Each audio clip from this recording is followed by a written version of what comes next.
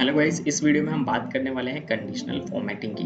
तो अगर आपको कंडीशनल फॉर्मेटिंग के बारे में कुछ भी नहीं पता है तो ये वीडियो आपके लिए बेस्ट है। अगर आपको थोड़ा बहुत कंडीशनल फॉर्मेटिंग के बारे में पता है तब भी आपको वीडियो देखनी चाहिए, क्योंकि इस वीडियो में मैं आपको ये भी बताने वाला हूँ कि कैसे आप ऐसा कुछ कर सकते हैं कंडीशनल फॉर्मेटिंग की हेल्प से। तो ठीक है गाइस, आगे बढ़ने से पहले सब्सक्राइब कर दीजिए चैनल को और बेल आइकन को प्रेस करना मत भूलिएगा, ताकि आपको आगे आने वाली वीडियोस की नोटिफिकेशन मिलते रहें। साथ ही साथ डिस्क्रिप्शन में मैंने लिंक दिया हुआ अपनी पुरानी वीडियोस का, आप उनको भी जाकर देख सकते हैं। और डिस्क्रिप्शन में मैंने इस फाइल का डाउनलोड लिंक भी दिया है, जहाँ से आप ये फाइल डाउनलोड कर सकते हैं अपने प्रैक्टिस के लिए। तो आइए जानते हैं कि कंडीशनल फॉर्मेटिंग होता क्या है। तो दोस्तों, कंडीशनल फॉर्मेटिंग बेसिकली आपको आपकी किसी कंडीशन के बेसिस पर आपका डेटा हाईलाइट करके देता है, जिससे कि आपको उस डेटा पर काम करने में आसानी हो जाए। तो कंडीशनल फॉर्मेटिंग में क्या हमारे पास रूल्स होते हैं, हम किस तरह से अपना डेटा हाईलाइट कर सकते हैं, वो हम यहाँ पर इस वीडियो में देखने वाले हैं। तो गाइस, यहाँ पर आपके पास ऑलरेडी कुछ प्री डिफाइंड रूल्स होते हैं जो एक्सेल ने दिए होते हैं, प्लस कुछ रूल्स आप खुद से भी बना सकते हैं।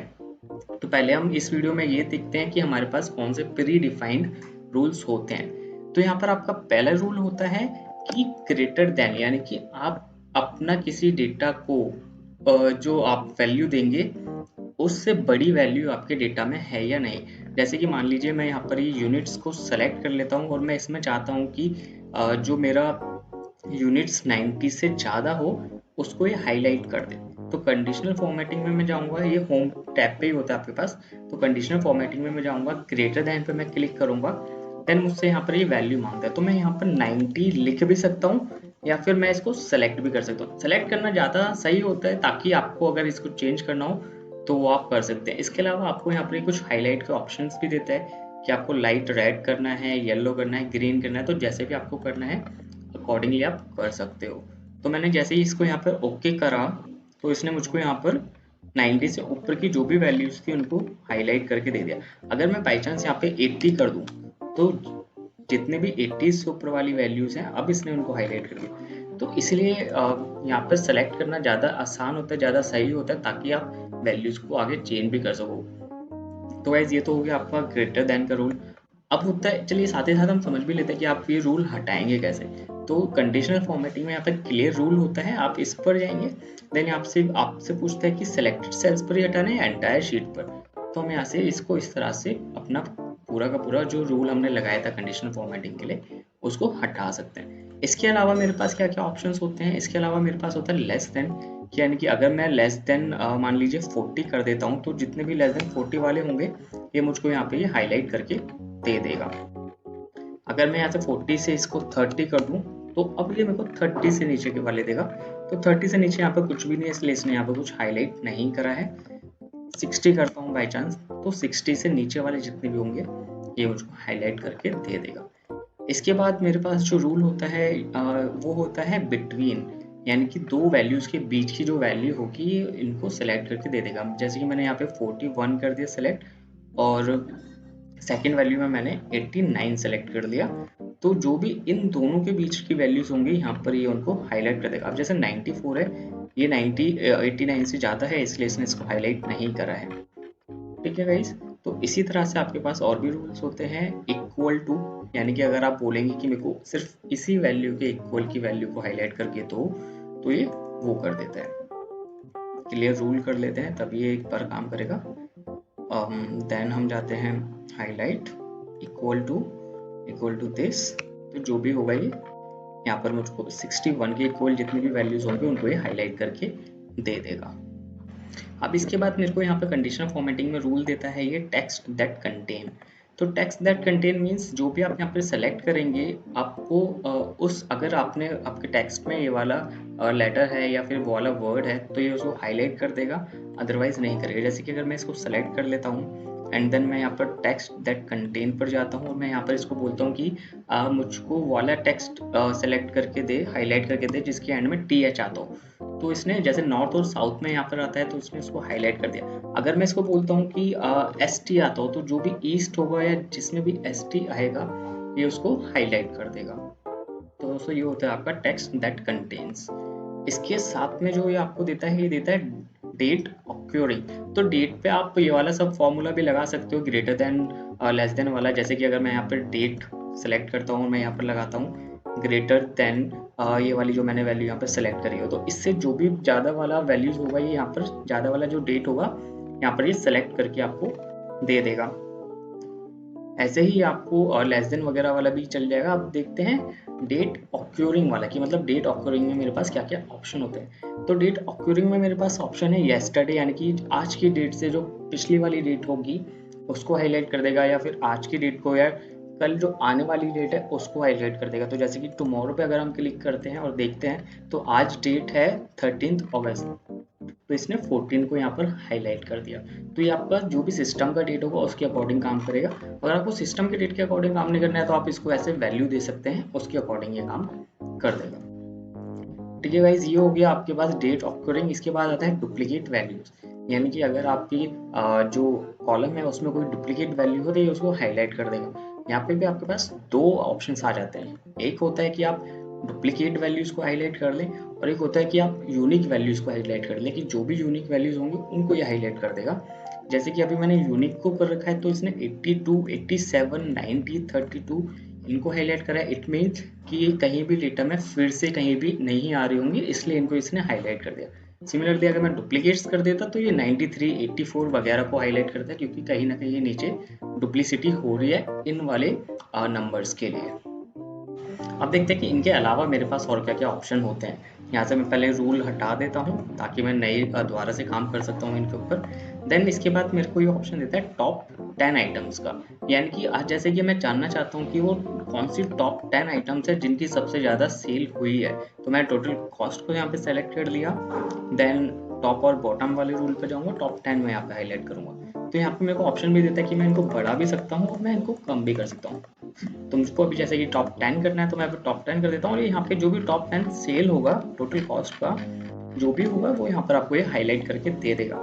ऐसे ही मेरे पास और जो ऑप्शन होते हैं वो होते हैं टॉप 10%। इट मीन्स कि जो भी टॉप 10% यानी कि आपका डेटा का जो 10% होगा, या फिर जो भी आप यहाँ पे बढ़ा भी सकते हैं कम भी कर सकते हैं, उनको ये हाईलाइट कर देगा। देन आपके पास ऑप्शन होता है बॉटम 10 आइटम्स, यानी कि सेम जिनकी भी सबसे टोटल कॉस्ट सबसे कम होगी उन 10 आइटम्स को हाईलाइट कर देगा। बॉटम 10%, बॉटम का जो 10% होगा उसको हाईलाइट कर देगा। अबव एवरेज, जो भी आपका डेटा का एवरेज होगा उससे ऊपर का जितना भी अमाउंट होगा उनको हाईलाइट कर देगा। एंड बिलो एवरेज, जो भी आपका एवरेज का डेटा का जो एवरेज होगा उसके जो नीचे की वैल्यूज होगी उनको यहाँ पर हाईलाइट कर देगा। तो इसके बाद जो आपके पास नेक्स्ट ऑप्शन होता है वो होता है डेटा बार्स का। तो डेटा बार बेसिकली क्या करता है कि जो आपका डेटा है, जो वैल्यू है, उनके हिसाब से आपको बार से बनाकर दे देता है उस पर्टिकुलर सेल में। तो जितनी बड़ी वैल्यू होगी उतना बड़ा बार होगा, जितनी छोटी वैल्यू होगी उतना छोटा बार होगा। जैसे कि यहाँ पे 61 है तो छोटा सा बार है, जैसे यहाँ पे 2773 है, यानी कि आपका जो टोटल डेटा है इसमें से ये एक बड़ी वैल्यू है, इसलिए इसका जो बार है वो बड़ा है। तो मेरे पास अब जो नेक्स्ट ऑप्शन है वो है आइकन सेट्स का। तो जैसे कि मैंने आपको दोस्तों पहले भी दिखाया था वीडियो के स्टार्टिंग में कि आप कैसे आइकन की मदद से ऐसा कुछ बना सकते हैं, मैं यही आपको करके दिखाने वाला हूँ कि आप कैसे कर सकते हो। तो कंडीशनल फॉर्मेटिंग के अंदर आइकन सेट्स होते हैं आपके पास, जिनको आप सेलेक्ट कर सकते हैं और उनके बेसिस पर यहाँ पर देखिए आप आइकन्स चेंज होते रहते हैं। तो मैंने जो अगर यहाँ पे सेलेक्ट करा है गाइस, बट ये यहाँ पर कुछ मीन नहीं कर रहा है। ये जो आइकन्स है यहाँ पर ये इसने ऑटोमेटिकली अपने हिसाब से ही कर दिया है एक्सेल ने फिलहाल यहाँ पर। बट मैं चाहता हूँ कि मेरे अकॉर्डिंग काम करे ये जो आइकन्स है, तो मैं इसको कैसे कर सकता हूँ। तो देखिए मेरे पास यहाँ पर एक टेबल है जिसमें सेल्स रिप्रेजेंटेटिव के नेम है और उन्होंने जो यूनिट सेल करी है थ्रू आउट द मंथ उनका डेटा है। और यहाँ पर मैंने अपने इंसेंटिव का रूल दे रखा है कि अगर आपने 800 से ज़्यादा यूनिट सेल करी है तो आपको 100% इंसेंटिव मिलेगा। आपने 600 से 800 के बीच में करे तो आपको 80% इंसेंटिव मिलेगा और आपका 20% कट जाएगा। बट अगर आपने 600 से भी कम करा है तो आपको कोई इंसेंटिव यहाँ पर नहीं मिलने वाला है। तो आइए देखते हैं कि हम कैसे कर सकते हैं। तो आप रेंज सेलेक्ट करेंगे, इसके बाद आप कंडीशनल फॉर्मेटिंग पे जाएंगे, आइकन सेट्स, और आप उन आइकन्स को सेलेक्ट कर लेंगे जो भी आपको यहाँ पर लेना होगा। आप स्टार भी ले सकते हैं, यानी कि अगर आपका फुल स्टार है तो आपको फुल इंसेंटिव मिलेगा, अगर आपका हाफ स्टार है तो आपको 80% मिलेगा, और अगर आपका स्टार खाली है तो आपको कुछ इंसेंटिव नहीं मिलने वाला है। हम इसको ही लेके चलते हैं, ठीक है गाइस। अब इसके बाद आता है कि रूल को मेरे को कैसे अप्लाई करना है, क्योंकि अभी ये जो मेरे को इसने यहाँ पर दिया है, एक्सेल ने ऑटोमेटिकली अपना रूल निकाल कर दे दिया है। उसने जो भी देखा होगा बड़ी यूनिट को उसने ग्रीन दे दिया है, येलो उसने दे दिया है, जो भी एवरेज होगा। बट इसको मुझे अपने हिसाब से रूल देना है कि जो मैं चाहूँ उस हिसाब से ये आइकन्स चेंज हो। यानी कि अगर आपका 800 से ज़्यादा यूनिट है तो आपको 100% मिले, यानी कि आपको ग्रीन मिल जाए। आपको 600 से 800 है तो आपको 80% इंसेंटिव मिले, यानी कि आपको येलो मिल जाए। और अगर 600 से कम है तो आपको रेड क्रॉस मिल जाए कि आपको कोई इंसेंटिव नहीं मिलने वाले। तो मैं इसको सेलेक्ट करूंगा, जो भी मेरे पास रेंज थी, कंडीशनल फॉर्मेटिंग में जाऊंगा, आइकन सेट्स पे जाकर यहाँ पर एक आता है मोर रूल्स, मैं इस पे क्लिक करूंगा। देन यहाँ पर मैं इसको नंबर में चेंज कर दूंगा, क्योंकि जो मेरे पास डेटा है वो नंबर में है। अब मैं इसको दूंगा कि ये ग्रीन कब दे मुझे, जब जो मेरा डेटा है वो 800 से ज़्यादा हो तो ये मुझको ग्रीन दे दे। एंड मेरे को येलो कब दे, जब मेरा 600 से ज़्यादा है तो मेरे को यहाँ पर ये ग्रीन सॉरी येलो दे दे। तो दोस्तों यहाँ पे मैंने जैसे ये 600 डाला तो इसने ऑटोमेटिकली ले लिए 600 से 800 के बीच में, क्योंकि 800 से ज़्यादा की कंडीशन मैंने ऑलरेडी दी हुई है, तो ये ऑटोमेटिकली इसको 600 से 800 ले लेगा। और जो भी यहाँ पर सिलेक्टेड नहीं है, यानी कि यहाँ पे 800 से ज़्यादा या 800 वाला भी सिलेक्टेड है, 600 से ज़्यादा या 600 वाला भी सिलेक्टेड है, और जो सिलेक्टेड नहीं है उसको ये ऑटोमेटिकली रेड कर देगा। तो मैं इसको यहाँ पर ओके कर देता हूँ। मेरे यहाँ पर आइकन चेंज हो गया है, इसको मैं आइकन्स को अपने वही वाले आइकन्स ला देता हूँ। ठीक है, तो गाइज अब ये मेरा रूल एकदम परफेक्ट हो चुका है।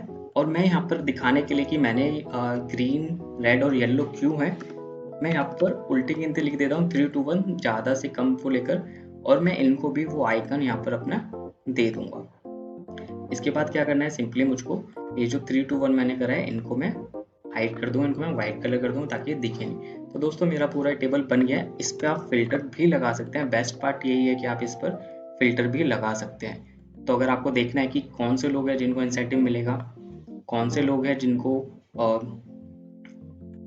इंसेंटिव नहीं मिलेगा, या कौन से लोग हैं जिनको 80% इंसेंटिव मिलेगा, वो सब आप यहाँ पर देख सकते हो। तो दोस्तों यही होती है कंडीशनल फॉर्मेटिंग। इसका जो नेक्स्ट वीडियो आएगा इसमें हम देखेंगे कि कंडीशनल फॉर्मेटिंग में आप अपना खुद का रूल कैसे लगा सकते हैं। इस वाली वीडियो में हम सिर्फ बेसिक कंडीशनल फॉर्मेटिंग की बात कर रहे थे, यानी कि वो वाली कंडीशनल फॉर्मेटिंग जो एक्सेल ने खुद रूल्स बना के दिए हुए। इसके अलावा आपके पास एक ऑप्शन ये भी होता है कि आप खुद के रूल्स यहाँ पर बनाकर अपना कंडीशनल फॉर्मेटिंग लगा सकते हैं। और यहाँ पर हमने देखा था कि हमारा जो हाईलाइट हो रहा था सेल, वो सिर्फ वही वाला हो रहा था जिसको हम ऑलरेडी सेलेक्ट कर रहे थे। नेक्स्ट आने वाली वीडियो में हम ये भी देखेंगे कि आप कैसे एक किसी दूसरे कॉलम के बेसिस पर आप कोई दूसरा कॉलम या पूरा का पूरा रो सेलेक्ट कर सकते हो। तो गाइस इस वीडियो में मेरी तरफ से इतना ही। अगर आपको वीडियो पसंद आई हो तो लाइक और कमेंट जरूर कीजिएगा। फिर से आपसे मुलाकात होगी एक नई वीडियो के साथ।